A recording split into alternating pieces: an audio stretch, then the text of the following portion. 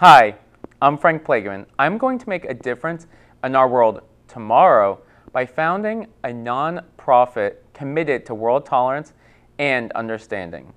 Semester at Sea is a critical piece of the puzzle to make my idea for world peace a reality. Through my experiences, I have come to realize that people have many false stereotypes about other people. Let me share with you some of my other puzzle pieces in achieving my goal. I interned for Hamad Ammar in the Israeli Knesset, which is their legislator. It was so fascinating to learn about the Israeli government and live in a country for the summer where English was not spoken. So many people told me how frustrated they would be to live in a country where they didn't know the language. But I embraced it and I saw it as an adventure every single day. Spending the summer in Israel made me want to live and experience life abroad again.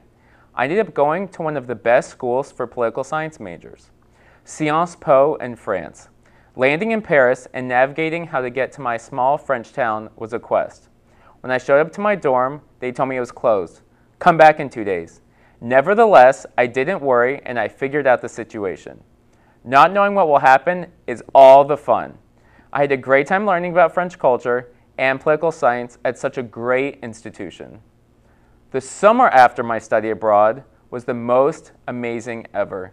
I was accepted to intern at the White House. I was in complete awe as that was one of the greatest and challenging summers of my life. I learned what it really takes to work at one of the most hectic work environments imaginable. Sometimes I still can't believe that this summer happened. The following year was my final year at the University of Florida, and I was so excited to graduate. But I knew I wanted to continue to learn about our world.